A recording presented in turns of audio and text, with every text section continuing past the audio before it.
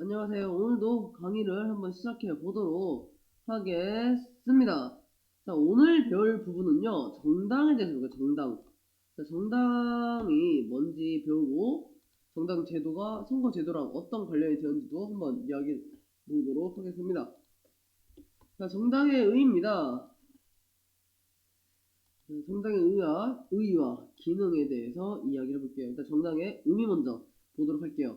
정당은 정치적 견해를 같이 하는 사람들이 정권을 획득하여 자신들의 정당을 실현하기 위해 조직된 단체입니다. 일단 여기서 끊어볼게요. 교과서 내용입니다. 교과서 96페이지 내용이 되겠습니다. 일단 정당이 뭔지 봐야겠죠. 어려운 말이 좀 많아요. 그러니까 정강이라는 단어 먼저 보도록 할게요. 자, 정강. 정강이 아닙니다. 맞으면 겁나 아픈 건 정강이 아니고요. 정강이란 정당의 강령의 준말이라 보면 되겠습니다. 그럼 또 강령이 뭐야? 또 강령이 뭘까? 강령은 이제 귀신이 우리 몸속에 막 들어오는 걸 강령이라고 합니다. 절대 이 뜻 아니겠죠. 강령은 목표를 말해요. 목표. 궁극적인 목표를 말합니다. 내 글씨 내에서 이렇게 글씨 오지게 못 쓴다라고 말하는 사람들이 굉장히 많은데, 여러분, 저는 지금 마우스로 글을 쓰고 있다는 점 제발 기억해 주기 바랍니다. 니들도 이걸로 쓰면 글씨 못 쓸 거야. 뭐 어쨌든 강령이란 궁극적 목표입니다. 우리는 그걸 강령이라고 말을 해요. 정당이 추구하는 궁극적인 목표. 내 삶이 지향하는 가치. 그러니까 정강은 정당이 지향하는 가치. 대표적으로 예를 들면은 시장 중심 경제 체제. 시장 중심의 시장 경제가 목표가 될 수도 있고요. 또는 분배가 목표가 될 수도 있겠죠. 이런 것들. 이런 정당이 추구하는 가치들이 강령이 된다 보시면 되겠습니다. 자, 그러면 정당이 강령을 이 세상에 대한민국 현실에 자신들의 강령을 실현하려고 하면, 즉 정당이 이루고자 하는 목표를 실현하려면 어떻게 해야 될까요? 그렇죠. 대통령이 되거나 국회의원이 돼야겠죠. 그래야 법을 만들고 집행할 거 아닙니까? 즉 자신의 정당이 추구하는 목표와 일치하는 법을 만들어서 법과 정책을 만들어야겠죠. 네, 정책을 만들려면은 뭐가 돼야 된다? 국회의원이 돼야 한다. 혹은 국회의원 네, 잠깐만요. 국회의원 또는 대통령이 돼야 된다라고 할 것입니다. 그래서 이제 대통령을 배출한 당을 여당, 대통령을 배출하지 못한 당을 야당이라고 말하고요. 또 국회에서도 이제 국회의회 의석을 다수, 정말 많이 차지한 당을 다수당, 그렇지 못한 당을 소수당이라고 표현을 하죠. 자, 이렇게 우리가 법과 정책을 만들 수 있는 국회의원, 대통령을 뽑는다는 얘기가 무슨 뜻이냐면요. 결국에는 이제 국회의원이나 대통령을 배출한다는 뜻이 무슨 말이냐면은 정치 권력, 정치 권력을 획득한다라고 표현할 수 있습니다. 그래서 정당은요, 대의제 민주주의, 만약에 여기가 대의제 민주주의가 아니야, 그러니까 독재국가야. 그럼 어떻게 해서 권력을 획득하지? 어떻게 해서 권력을 획득할까? 간단합니다. 그냥 군대 탱크 물고 가버리면 돼요. 탱크 물고 무고한 시민들 다 쏴 죽여버리면 돼요. 그래서 공포정치하면 됩니다. 누가 그러고 있죠? 우리나라에 지금 선생님 유튜브로 올리는 거라 이게 함부로 말은 안 된다고 누가 지적할 수 있기 때문에 그분 이름을 말하지 않을게요. 또 아니다. 못 말할 거 뭐야? 팩트인데.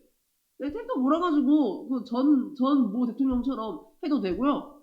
아니면은 다른 수많은 독재자들처럼 해도 됩니다. 민주주의가 아니라면 그럴 수 있어요. 이렇게 무력으로 밀어버리면 돼요. 전두환 씨처럼, 전두환 전 대통령처럼 이렇게 하는 방법도 있고요.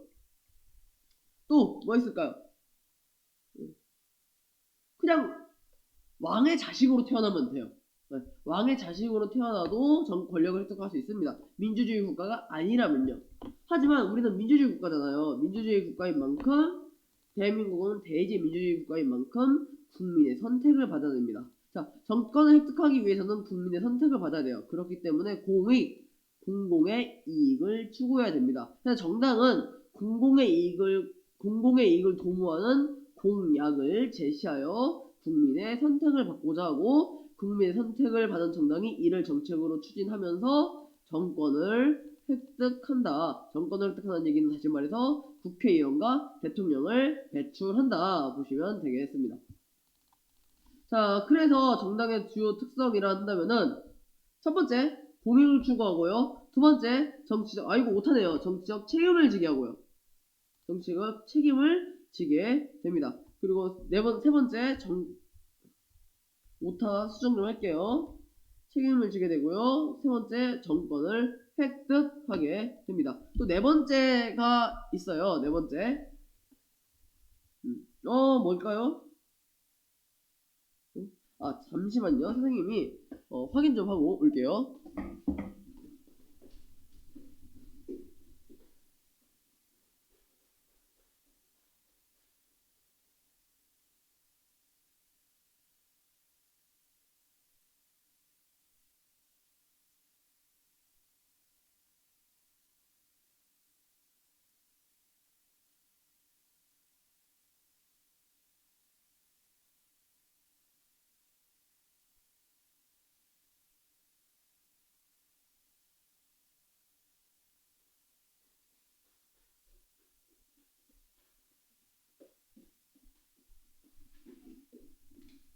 죄송합니다.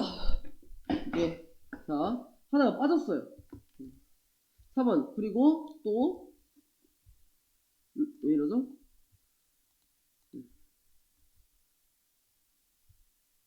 잠시만요. 넘락이 걸려있네요. 4번. 다양한 분야에서 정책을 개발하고 수립하여 정부의 정책 결정에 영향력을 행사한다. 이렇게 정리할 수 있습니다. 자, 이게 무슨 말이냐면요. 다시 봅시다. 정당의 특성이란 일단 공익을 추구합니다. 만약에 정당이 특정 집단의 사익을 추구한다면은 그 특정 집단은 그 정당을 선거에서 뽑아주겠죠. 하지만 국민의 대다수가 그들을 뽑아주지 않을 겁니다. 그래서 자연스럽게 이제 공익을 추구하게 됩니다. 물론 저 옛날 정당의 초기 형태는 무조건적으로 공익을 추구하지 않았어요. 하지만 현대 사회에서는 분명히 공익을 추구하고 있다. 두 번째, 정치적 책임이라는 걸 지게 됩니다. 이게 무슨 뜻일까요? 정치적 책임을 진단 말은 쉽게 말해서 정권에서 물러난다. 정권에서 잘린다. 예를 들면 잘린다. 린다주의? 어쨌든 간에 정권에서 잘린다는 뜻을 얘기합니다. 잘린다가 무슨 뜻이냐면요. 안 보이겠다. 그지? 자, 잘린다는 게 무슨 뜻이냐면요. 의석을 확보하지 못하거나 그 정당의 의원이 다시 한 번 더 대통령이 되지 못한다는 뜻으로 보시면 될 것 같아요. 이게 무슨 말이냐? 잘린다. 그래서 대통령을 배출하지 못하거나 국회 의석을 확보할 수 없다. 이게 무슨 뜻이냐면은 국민이 선택하지 않는다라는 뜻이에요. 그래서 이렇게 어떤 정당이 정치적 책임을 지고 의석을 확보하지 못하거나 대통령을 배출하지 못할 때, 그래서 우리가 이제 정치적 책임을 지고 물러나겠습니다 라면서 가장 많이 하는 행동 중 하나가 당의 이름을 바꿔요. 새롭게 시작해보겠다고 당의 이름을 바꿉니다. 사실 솔직히 말해서 선생님도 이번에 이름을 바꿔야 되나라고 생각을 했어요. 새로운 시작이 필요한가라고 생각을 했습니다. 왜 그런지는 굳이 말하지 않을게요. 다 알 겁니다. 그런데 이제 그래서 만약에 이름을 바꾼다면 이름을 다 바꾸진 않고 성씨를 문씨에서 김씨로 바꾸려니까 김영욱이 되겠죠? 김영욱도 굉장히 유명합니다. 박정희 정권 시절에 미국으로 박정희로부터 박정희 전 대통령으로부터 팽당하고 미국으로 망명 갔다가 거기서 암살당해서 당 무의통에 이렇게 갈아서 그 시체가 갈렸다라는 이야기가 있는 그런 인물이어서 어떻게 형욱이란 이름에 너무 다사다난한 일이 많아가지고 그냥 이 이름으로 살기로 했어요. 뭐 어쨌든 그래서 국민의 선택을 받게 된다. 받지 못하면은 국민의 선택을 받지 못하면은 정치적 책임을 지게 된다. 이런 특성이 있고 또 세 번째 정권 획득이 주된 목표가 되겠습니다. 정권 획득이 주된 목표가 되겠고요. 네 번째 다양한 분야에서 정책을 개발하고 수립하여 정부의 정책 결정에 영향력을 행사합니다. 이 정도 특징 알아두시면 되겠습니다. 그래서 이제 이걸 보면은 네 번째 특징 보면 나딕은 단어 있죠. 없나요? 없네요. 미안해요. 자, 정치 과정. 영향력을 행사한. 그래서 보통 정당은 투입. 국회에 들어가지 못한 정당 같은 경우는 정치 과정에서 투입 역할을 충실히 할 수 있다. 이 정도 알아두시면 될 것 같아요. 자, 넘어갈게요. 그래서 정당의 의의와 기능을 좀 보자면은 우선 정치적 충원 기능이라고 있어요. 엘리트 충원을 말하는 겁니다. 어떤 엘리트? 정치 엘리트, 정치 전문가를 충원할 수 있다. 그래서 각종 선거에 후보자를 공천이 뭐냐면요. 정당에서 특정 후보자를 밀어준다고요. 정당에서 특정 후보자를 밀어주는 것을 우리는 공천이라고 말을 합니다. 뭐 예를 들면 우리 이번에 김원희 씨 있었죠. 김원희 이제 국회의원 되셨죠. 그분 김원희 씨 같은 경우는 이제 김원희 의원이군요. 김원희 의원 같은 경우는 더불어민주당에서 공천을 하고 선거에 지원을 해줬죠. 당선되게 하려고 이런 식으로 해서 국회의원을 배출합니다. 이걸 우리는 정치 엘리트를 충원하는 기능이라고 정치적 충원 기능이라고 표현을 하고요. 자, 그 다음에 있는 기능이 국민의 여론을 형성하고 조직화하는 기능입니다.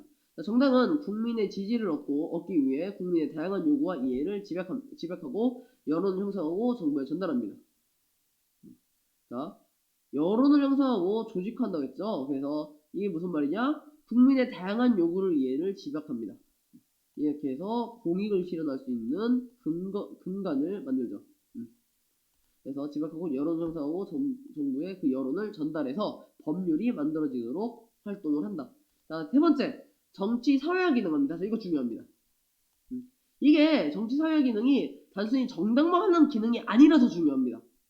모의고사 같은 데 보면은 보통 시민단체, 이익집단, 정당을 비교하게 되는데요. 세 개의 공통점, 셋 다 공통점으로서 정치 사회화를 할 수 있다가 되거든요. 그래서 특정 쟁점에 대해 당의 견해를 표명하고 강연회, 정책 홍보, 다음 교육 등을 통해 정보를 제공하면서 국민이 정치에 관심을 갖도록 합니다. 이게 정치 사회예요. 이게 가장 중요한 말이에요. 국민이 정치에 관심을 갖도록 한다. 정확히 플라톤이 말했다 라고 확신할 수 없지만 대다수의 사람들이 플라톤이 한 말이라고 한 말 중에 하나가 뭐냐면은 그 국민에게 걸맞는 정부를 갖는다라는 말이 있어요. 이게 무슨 말이냐면은 그 국민이 정치에 관심을 갖고 항상 공부하고 열심히 정치에 대해서 공부하고 비판할 수 있는 국민들이라면은 분명히 높은 수준의 정부를 갖게 되고 그 국가가 잘 운영되지만 정치에 관심이 없는 국민들로 이루어진 국가라면은 옳지 못한 지도자를 갖게 된다는 거죠. 올바르지 못한 지도자를, 능력 없는 지도자를 갖게 된다는 거죠. 그런 뜻입니다. 이 얘기에 대한 게 이제 정치 사회화입니다. 자, 사회화가 무슨 뜻일까요? 사회화하는 건요? 죄송해요. 사회화의 뜻은요, 간단해요. 룰을 배운다. 규칙을 배운다. 그 사회에 가치, 제도, 관습, 법률 이런 것들을 배워 나가는 것을 우리는 사회화했다고 해요. 자, 그럼 정치 사회화는 뭘까요? 정치 사회화란 그 나라의 정치 문화, 민주주의라는 정치 제도 뭐 이런 것들을 내면화했다는 뜻입니다. 정당이 그걸 할 수 있어요. 어떻게? 특정 쟁점에 대해서 당의 견해를 자유롭게 표명하고요. 국민들에게 그 의견을 수렴하고요. 의견을 들어도 보고요. 자신들의 정책으로 홍보하고 교육하고요. 하면서 국민이 정치에 관심을 갖도록 하고 국민이 정치에 관심을 가지면서 우리나라는 민주주의 국가구나 라는 사실을 알아가게 되겠죠. 이런 식으로 정치 사회화를 할 수 있게 된다 보면 되겠습니다. 뭐 이런 게 정치 사회화가 보시면 되고요. 또 네 번째, 통합 및 정치 투입 기능. 자, 이 투입 기능 나왔죠. 투입 기능. 어디서 봤죠? 우리 앞부분에 정치 체제론 부분에서 봤죠. 그래서 정치 투입 기능이라는 게 있다. 그래서 정당 역시 투입 기능을 한다. 시민들의 다양한 이익을 실험하고 정치 과정에 투입합니다. 사회 각 집단과 세력들의 합의를 유도한다. 라고 보시면 되겠습니다. 자, 그래서 이제 그 다음 내용을 좀 넘어가면요. 정당이 생긴 이유에 대한 건데, 이건 심화 이론이라서 나중에 수업 시간에 이야기하도록 하겠습니다. 좀 어려울 수 있으니까 넘어가겠고요. 아니다. 할게요. 할게요. 만약에 이건 시험에 내진 않습니다. 그렇기 때문에 넘어갈 친구들은 그냥 넘어가도 되겠습니다. 자, 정당이 생긴 이유는 사회적 균열이라는 이유로 생겼다고 보는 균열이론이라고 있어요. 균열이론. 이게 뭐냐면요. 쉽게 말해서 우리가 갈등이 일어날 수 있는 구분선이 있어요. 예를 들면은 어디 보자. 대표적으로 지방과 중앙. 네. 지방과 중앙. 지방 대 중앙의 갈등을 이야기하는 거죠. 그러니까 지방 사람들은 중앙의 모든 걸 다 뺏기는 기분이에요. 맛집도 다 서울로 가버리고요. 맛집도 다 서울로 가버리고 놀 것도 다 서울로 가버려요. 놀만한 것들도. 그러니까 중앙의 모든 걸 뺏기는 기분이고, 반대로 중앙은 자신들이 가지고 있는 걸 굳이 지방에 넣어주고 싶지 않고, 이런 갈등들이 지방 사람들을 대표하는 정당, 중앙 사람들을 대표하는 정당, 뭐 이런 식으로 정당으로 만들어진다. 종교의 균열은 정확히 말하면 종교하고 국가가 싸우는 겁니다. 종교와 국가가, 종교 집단은 이제 자신들의 종교적 교리를 실현하는 법을 만들고 싶은데, 정부는 종교가 국가를 잠식하면은 정부의 역할이 축소되기 때문에, 너무 과하게 축소되니까 이게 또 싫고 하다 보니까 이 둘이 대립하게 되는 뭐 이런 걸 말한다 보시면 되겠고요. 노동자와 자본가 역시 노동자는 이제 자본가로부터 착취당한다는 생각을 할 수 있고, 자본가는 자신의 지위를 지키기 위해서 갈등할 수 있다. 뭐 이런 내용입니다. 그리고 이런 갈등들이 정당을 만들었고, 그런 정당들이 오늘날까지 내려왔다. 뭐 이런 내용인데요. 대학교 가서 배우는 거고요. 심화 내용이기 때문에 시험에 내지는 않습니다. 뭐 어쨌든 정당제도의 유형이 되겠습니다. 자, 정당제도는 두 가지로 크게 나뉩니다. 하나 일당제, 하나는 일당 우위제. 네, 이렇게 있어요. 일단 일당제는 정당이 단 하나인 경우를 뜻합니다. 혹은 특정 정당이 계속해서 장기간 집권하는 정당제도입니다. 북한 노동당이에요. 북한 노동당 대표적입니다. 그리고 또 있는 게 일당 우위제라고 있어요. 일당 우위제. 여러 정당이 있긴 한데요. 자, 일당제 같은 경우는 정당이 단 하나인 경우. 무슨 말이죠? 독재. 네. 독재를 말합니다. 독재. 명확한 독재를 말합니다. 그래서 북한이 이래요. 북한은 이제 일당제라고 볼 수 있고요. 그래서 독재 가능성이 굉장히 높아집니다. 일당 우위제 같은 경우는 여러 정당이 있긴 한데 비교적 장기간 한 정당에 독주하는 형태를 우리는 일당 우위제라고 말합니다. 여러 정당 중에서 하나가 톡 우위를 점하고 있다 보시면 되겠고요. 일본의 자유민주당이 대표적이에요. 그래서 일본은 계속 오랜 시간 동안 이 나라도 민주주의이긴 한데 자유민주당, 즉 자민당이 계속 집권을 해왔다 보시면 됩니다. 이런 걸 일당 우위제라고 하고 있고요. 우리나라 같은 경우는 어떨까 한번 볼까요? 이제 우리나라는 잠시만요. 그 말이 없네요. 우리나라 같은 경우는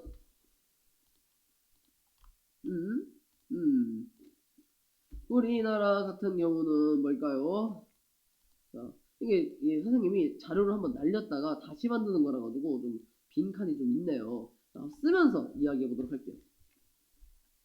우리나라는 일단 기본적인 정당 제도가 일당제 국가일까요? 아니면 당이 좀 여러 개인 국가일까요? 여러분 정당 아는 것 좀 있죠? 뭐 자유민주당이라든가 자유민주당이 미안해요. 더불어민주당이라든가 뭐 이런 것들 있잖아요. 우리나라는 어떤 국가죠? 복수 정당제 국가죠. 국가가 되겠습니다. 그래서 헌법상 복수정당제를 채용했어요. 이렇게 채택을 했습니다. 그럼 복수정당제가 뭐죠? 우리 옛날에 했었죠. 정당이 한 나라에 정당이 두 개 이상인 경우, 두 개 이상인 경우를 우리는 복수 정당제라고 말합니다. 그래서 정당이 3개일 수도 있고요, 4개일 수도 있고요, 5개일 수도 있겠죠. 자, 이제 이런 복수 정당제를 전제하고 이 아래서 그럼 도대체 정당이 몇 개가 되느냐를 가지고 우리는 양당제란 거랑 다당제를 구분합니다. 양당제는 2가지, 딱 두 개만, 다당제는 3개 이상을 전제하게 되는데요. 양당제 같은 경우는 앞에 우리 선거제도에서 소선거구 다수대표제, 다당제는 소선거구 1명 뽑는 1인 선출 다수대표제랑 관련이 되고요. 다당제 같은 경우는 중대선거구 여러 명 뽑는, 즉 다수선출 다수대표제라는 그 정치 선거제도랑 관련이 됩니다. 그래서 소선거구 1인 선출 다수대표제에서는 양당제가 많이 나오고요, 중대선거구 다수선출 다수대표제에서는 다당제가 많이 나온다 보시면 되겠습니다. 반드시 그런 건 아니고 그냥 이렇게 이런 경향이 있다. 소선거구 직접 너무 꼬이네요. 소선거구 1인 선출 다수대표제에서는 양당제가 많이 나타나는 경향이 있다.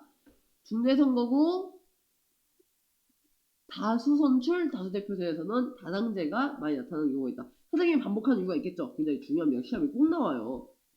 자, 그래서 보면은 양당제 같은 경우는 이제 실질적으로 정권을 잡을 가능성이 있는 2개의 정당이 정권을 획득하기 위해서 경쟁하는 경우를 우리는 양당제라고 합니다.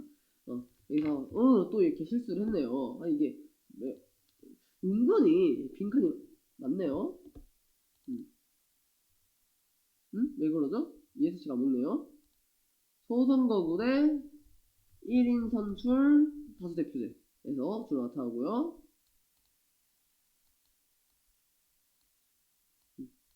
잠시만요. 미안해요. 진짜 미안해요.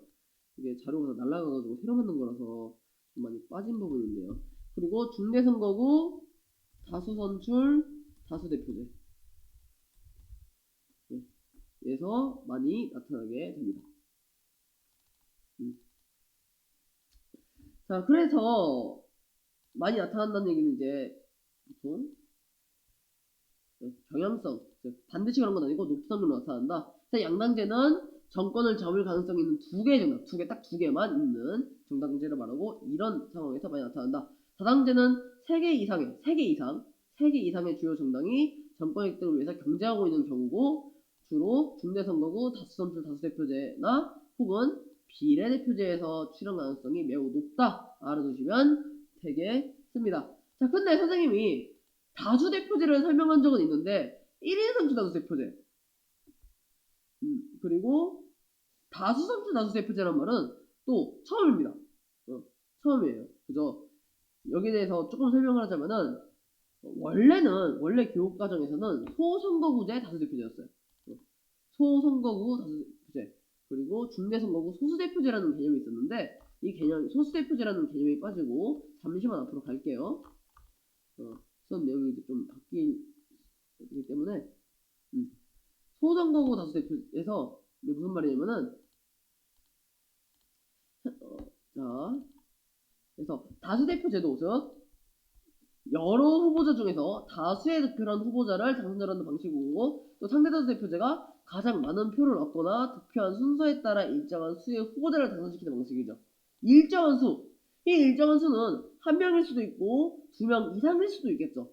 그래서 이걸 어떻게 하느냐? 한 명만 뽑는 거. 딱 한 명만 뽑는 다수대표제를 1인 선출 다수대표제라고 하고요. 이걸 소선거구제랑 연립을 해서 양당제를 주로 탄생시키고요. 또 2명 이상 뽑는 다수대표제를 다수선출 다수대표제라고 해서 중대선거구제랑 엮어서 다당제를 만들어내게 됩니다. 다만 이 1인 선출 다수대표제랑 다수선출 다수대표제가 선생님 공부할 때는 본 적이 없어요. 그래서 이게 어디서 나온 개념이냐면 이제 출처를 명확히 해야 되잖아요. EBS에서 최적쌤 강의에서 나타나는 표현이었다 보시면 되겠습니다. 그러니까 EBS 교재에서 나타나는 표현이었다 이렇게 외우시면 되겠습니다. 이 개념을. 자, 그래서 보면은 수업 내용 조금만 더 수정을 하자면 저번에도 말했듯이 저번에 이 얘기를 했었는데 대표 결정 방식의 장단점 맞죠? 뭐 선거 관리가 쉽다, 대표성 문제가 나타난다, 뭐 적은 사표가 나타난다, 군소정당이 난립한다. 이거 보시면은 다수대표제는 이제 1인 선출 다수대표제를 근거로 하는 거고, 이 장단점은요 비례대표제에서도 나타나지만 이제 다수선출 다수대표제, 다수선출 다수대표제에서도 나타난다. 다만 장점도 단점도 비례대표제보다는 덜 나타나요. 비례대표제 잠깐만요. 덜 나타난다고 할 수 없겠네요. 그냥 이렇게 알아두시면 되겠어요. 비례대표제랑 다수선출 다수대표제랑 같은 장점과 같은 단점을 공유하고요. 1인 선출 다수대표제에서는 이런 장단점이 있다. 이거 보시고 전 시간에 배운 거 한 번만 체크하시면 되겠습니다. 자, 여기까지 수업을 하고요. 다음 시간에는 이제 정당제의 장단점을 이야기할 텐데 선생님이 굳이 다시 뒤로 돌아간 이유는 이 정당제 장단점이 선거제도의 장단점하고 이어져요. 그래서 선거제도를 방금 간단하게 다시 설명해봤고요. 그래서 정당제 이야기하면서 이어서 우리나라 정당의 문제점, 정당을 통한 정치 참여 방법, 시민단체 이익 집단에 대해서 이야기해보도록 하겠습니다. 수고하셨습니다.